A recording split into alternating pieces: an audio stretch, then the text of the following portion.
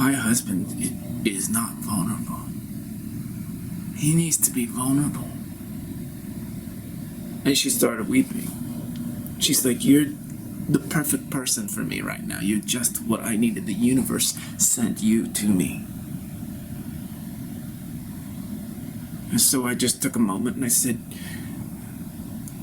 I'm not going to talk to you until you pay me.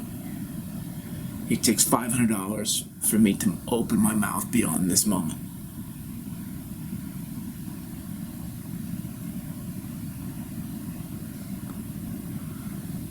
And she got out her credit card and showed it to me. And that's good enough. Got out my phone and swiped it. And $500 in my account, and then I could start talking to her about her husband. Turns out her husband is old school. Doesn't wear his heart on his sleeve. He's got a very demanding job, right? He's a CEO of some kind of important company. He works his ass off in the company. But what she tells me is that he doesn't even believe in it. He's actually trying to subvert the company, right? He's got some kind of internal discord with the, board of trustees.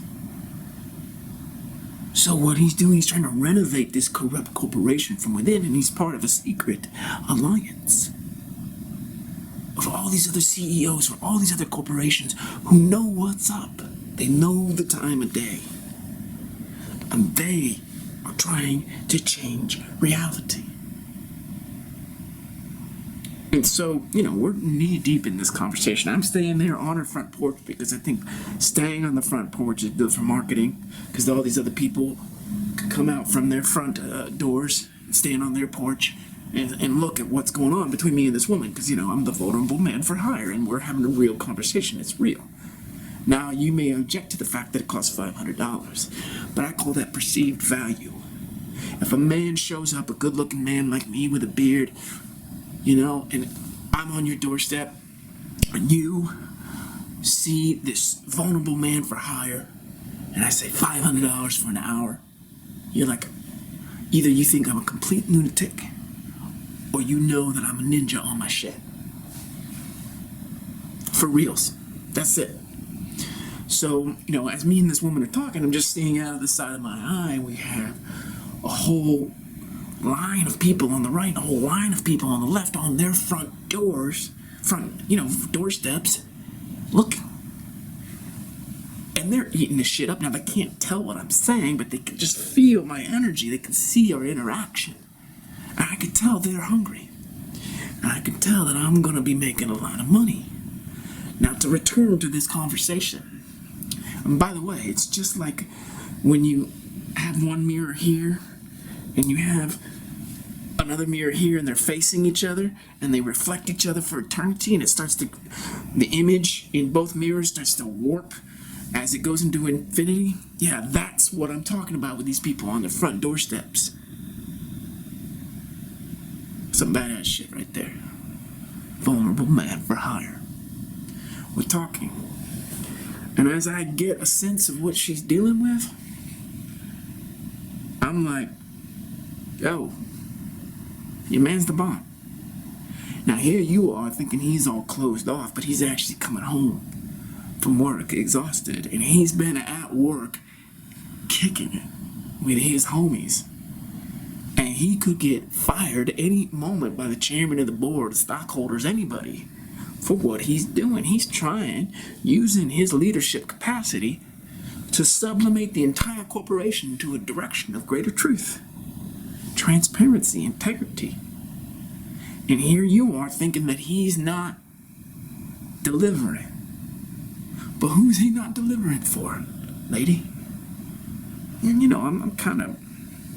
I'm vulnerable, but I know how to kind of stick it to him. Who's he not delivering for? See, the point of my conversation with this woman is I was trying to show her that she's not being vulnerable to him. He's bought her this great house. She's raising their kids, making their food, doing the housewife thing. But not grateful. Because maybe she's internalized the sexism that says being a housewife and mother is inferior to a CEO out there rocking and his cock out. And that's a shame. So that's what we talked about. That's how we dialogued. It was like, I think you may be feeling like what you're doing is inferior to what he's doing, and it's not. And I think if you could be really grateful for what you're doing and love what you're doing and see the beauty in the eternity in what you're doing, then you'd be grateful. You'd be grateful for what you're doing in the present moment. You'd be grateful that your husband is out there doing this great work so you can be doing your great work. And I think if you get more grateful toward him, I bet he's going to have that heart. Boom, boom, boom, boom. That heart's going to start pumping on his sleeve. He's going to start warming up to you. And he's going to be grateful for you because you're grateful for him. Because you are so grateful for what you're doing.